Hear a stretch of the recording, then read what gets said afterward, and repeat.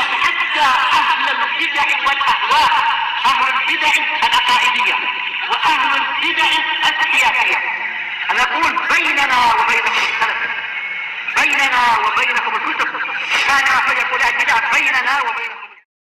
Amma ba'd, kita lanjutkan pembahasan dari ilmu adab.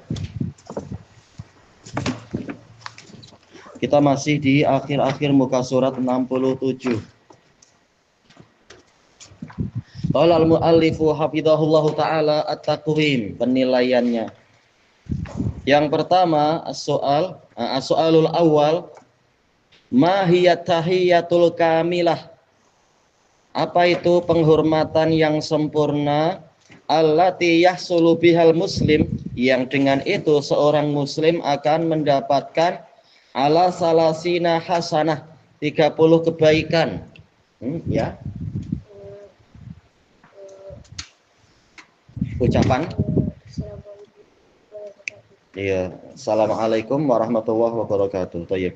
Yang kedua, hal tuhayyi bitahiyatil kamilah.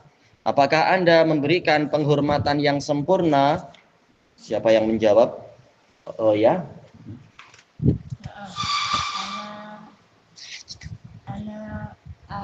Oh.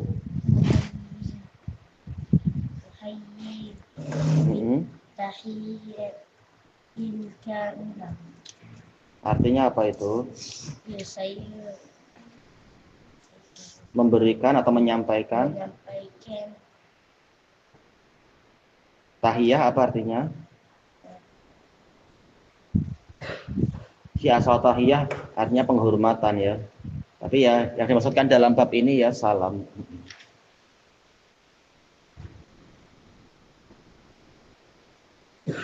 Baik, insyaallah, bilang insyaallah. Terkadang kita ingin pendek, tak mengapa. Assalamualaikum atau mungkin assalamualaikum warahmatullahi.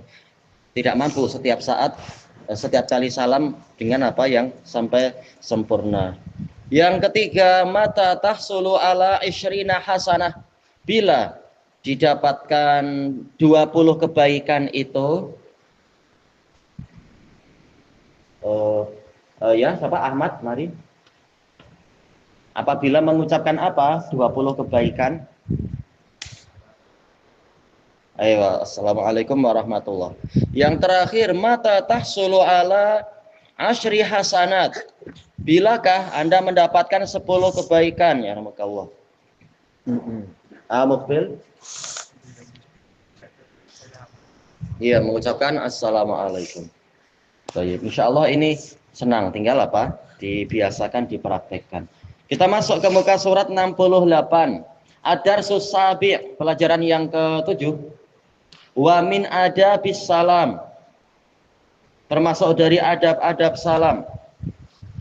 An Abi Hurairah radhiyallahu anhu qala Rasulullah sallallahu alaihi wasallam, idzan taha ahadukum ilal majlis, intaha maksudnya di sini adalah mencapai intiha, yaitu berhenti. Jika salah seorang dari kalian berhenti di suatu majelis, tiba di suatu majelis, falyusallim, maka hendaknya dia mengucapkan assalamualaikum. Fa idza arada ayyakum, kemudian jika dia ingin berdiri, maksudnya adalah yaitu sudah duduk-duduk di majelis itu, kemudian dia ingin pergi, falyusallim, maka hendaknya dia juga mengucapkan salam. Baik. Falaisatil ula bi ahaqqa minal akhirah. Bukanlah salam yang pertama itu lebih berhak daripada salam yang terakhir.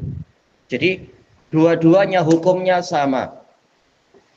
Memulai majelis dengan salam, yaitu datang ke majelis dengan salam, itu adalah disyariatkan.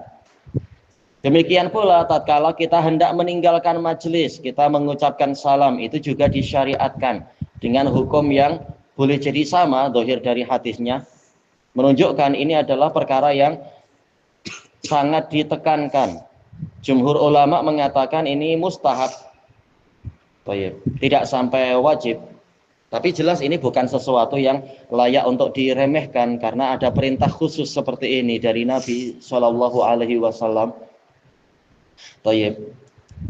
Al-ula maksudnya adalah tahiyat yang pertama. Al-akhirah yaitu tahiyat yang terakhir. Salam yang kedua itu.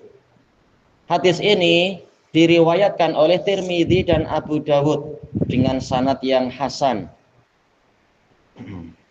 Baik. Nah, berarti salam ada berapa tadi dalam hadis ini? Iya, ada 2 kali, yaitu salam ketika masuk ke majelis dan salam tatkala hendak keluar dari majelis. Ini bagian dari adab. Kenapa? Tirmidzi dan Abu Dawud. Kita ambil faidah, qal nastafidu minal hadis. Kita ambil faidah dari hadis ini, annahu yustahabbus salam. Iya, beliau mengikuti pendapat jumhur di sini. Disunnahkan untuk salam ingda dukhulil majlis, tatkala masuk ke majlis.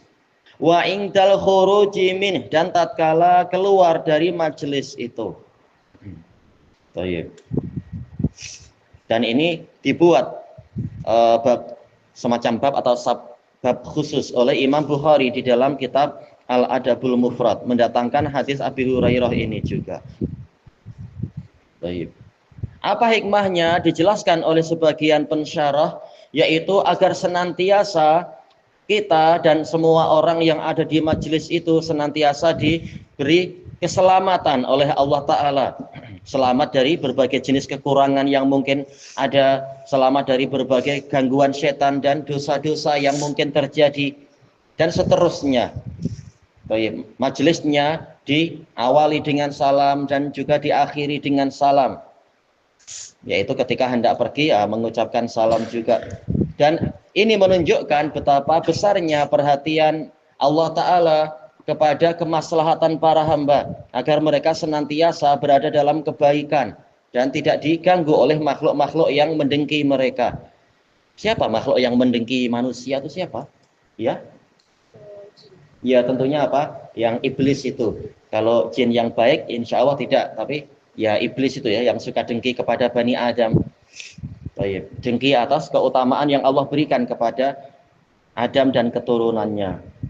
Sehingga selalu diajari zikir-zikir agar selamat dari berbagai perkara yang dikhawatirkan terjadi.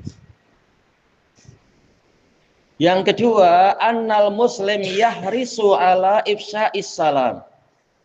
Faedah dari hadis ini juga adalah bahwasanya seorang muslim itu bersemangat untuk menebarkan salam. Sampai-sampai Nabi mengatakan falaisatil ula bi ahaqqa minal akhirah.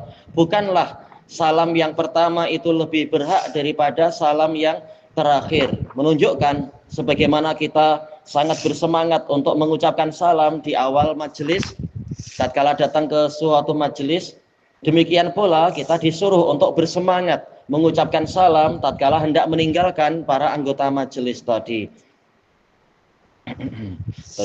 Dan di sini menunjukkan betapa besarnya semangat kaum muslimin untuk saling mendoakan satu sama lain. Tidak seperti mungkin sebagian agama yang lain yang tidak diajari salam, datang tanpa salam, pulang pun tanpa salam. Mungkin ada istilah adab-adab di kalangan mereka, tapi tidak mungkin akan mendatangkan kebaikan seperti kebaikan salam. Makanya orang Yahudi yang ilmunya seluas itu saja, ilmu teori tapi ya prakteknya kosong, mereka dengki kepada kaum muslimin disebabkan karena syariat salam. Ya biar dapat salam, ucapkanlah salam, kan gitu ya. Kenapa sampai dengki? Tebarkan salam di antara kalian, wahai orang Yahudi. Kenapa harus dengki? Tapi tahu amalan mereka gugur karena mereka tidak mau beriman kepada Nabi yang terakhir. At-taqwim, penilaian. As-soalul awal, hal tusallimu ingda dukhulil majlis wa ingdal khuruji min. Apakah Anda mengucapkan salam tatkala memasuki majelis dan juga ketika keluar darinya? Siapa yang belum ditanya hari ini, siapa kira-kira? Ya, baik. Jawabannya apa berarti, Ismail? Ewa na'am, insya Allah. Kadang kita lupa tapi kita bilang insya Allah. Baik. Lalu bagaimana apabila kalau muridnya sampai 200 masing-masing kalau mau ke bilik air salam datang salam, agak bising juga nanti majelis ya. Ya sebagian ulama mengatakan tidak harus salam ke semua, tapi ke orang yang dekat dengan tempat duduk kita, bicara pelan-pelan, Assalamualaikum, sambil duduk, misalkan semacam itu. Insya Allah saling memaklumi karena ada udzur, yaitu menjaga ketenangan majelis. Sebagian para ulama menuliskan seperti itu di buku yang ana baca. Sekarang kita masuk ke muka surat 69 Ad-Darsus Samin. Pelajaran yang ke-8, Al-Adab hina yalqal muslimu akhah. Adab tatkala seorang muslim menjumpai saudaranya. Tayyib, Anil Bara radhiyallahu an. Al-Bara itu siapa? Siapa yang ingat Al-Bara ya? Al-Bara bin Azib dari Muhajirin atau dari Ansor? Siapa yang ingat ya? Siapa? Ahmad, Al-Bara bin Azib dari Muhajirin atau Ansor? Dari Ansor, wa tayyib. Beliau dari apa? Suku Khazraj juga. Tayyib, Al-Bara bin Azib, Abu Umarah Al-Ansari radhiyallahu anhuma. Tayyib, mana tadi ini? Qala Rasulullah sallallahu alaihi wasallam, ma min muslimaini, tidak ada dua orang muslim pun yaltaqiyan yang saling jumpa, fayatasafahan, selanjutnya mereka berdua saling berjabatan tangan. Kenapa tidak salam? Ya salam dilihat dari dalil yang lain, tapi untuk hadis ini berbicara masalah berjabatan tangan. Gimana jabatan tangan? Gini kah ya? Ini bukan jabatan tangan namanya ya. Ini adu buku betul. Buku dengan buku atau buku dengan ruas. Tayyib, ma'ruf jabatan tangan saling menggenggam. Makanya dalam sebagian tafsirnya itu yatakafan, yaitu saling bersentuhan telapak tangan. Berarti kalau gini boleh tak? Itu bukan telapak tangan ya. Tayyib, tapi ma'ruf yatasafahan, yaitu berjabatan tangan, memegang telapak tangan satu sama lain. Ya alhamdulillah. Illa ghufira lahuma, kecuali akan diampuni, pastilah akan diampuni untuk mereka berdua. Nah, ibul fa'ilnya dihapus. Takdirnya adalah apa? Al-khotoya, as-sayyi'ah, dan yang semacam itu. Ya alhamdulillah. Kesalahan-kesalahan yang mereka berdua miliki akan diampuni. Qabla ayyaftariqa, sebelum kedua-duanya itu berpisah. Hadis ini diriwayatkan, anak tadi belum periksa tapi dulu sudah pernah lewat, yaitu diriwayatkan oleh Imam Tirmidzi, hadisnya sahih.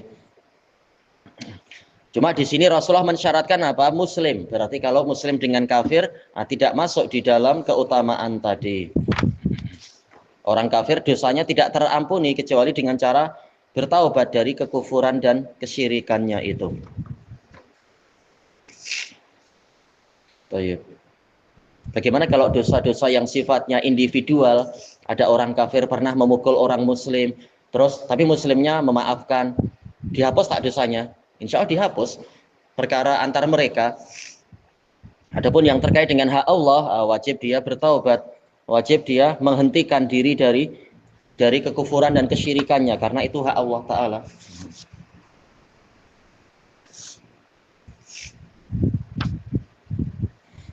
Sebagaimana dalam firman Allah Ta'ala, qul lil ladzina amanu yaghfiru lil ladzina la yarjuna ayyamallah.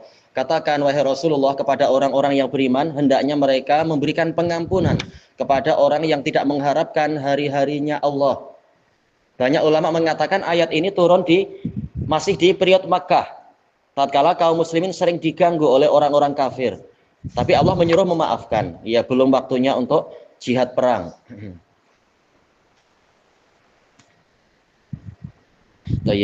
Kemudian di sini di sini taukidun nafi, asalnya ma muslimani. Nah, muslimani sebagai mubtada'nya. Amin di sini untuk betul-betul menguatkan, sama sekali tak ada yang seperti ini kecuali demikian dan demikian. Tidak ada dua orang muslim yang mengamalkan ini dan itu kecuali pastilah akan diampuni dosa-dosa yang mereka miliki sebelum mereka saling berpisah. Ini menunjukkan rahmat dan keberkahan dari Allah Ta'ala. Begitu cepatnya penghapusan dosa. Sebelum mereka berpisah, dosa sudah dihapus dengan sebab itu tadi. Nastafidu minal hadis, yang pertama, annal musafahah sababun limaghfirati dzunub. Bahwasanya berjabatan tangan itu menjadi sebab pengampunan dosa-dosa. Dijelaskan oleh para pensyarah yaitu dosa di antara mereka berdua. Baik, adapun kalau kita punya dosa kepada orang ketiga, nah, orang ketiga kemudian menuntut balas, boleh tak kita mengatakan dosa saya sudah diampuni? Loh, kenapa? Kan engkau belum minta maaf pada saya. Saya tadi sudah jabatan tangan dengan orang tua saya. Boleh tak? Enggak ada kena-mengena. Masalah jabat tangan dengan orang tua, ini urusan antara kita dengan orang tua kita. Tapi dosa kita dengan orang yang lain lagi, ya harus diselesaikan sendiri-sendiri. Jadi inilah yang dijelaskan oleh para pensyarah, yaitu dosa mana yang diampuni, dosa yang terkait di antara mereka berdua, bukan terkait dengan orang yang lainnya lagi.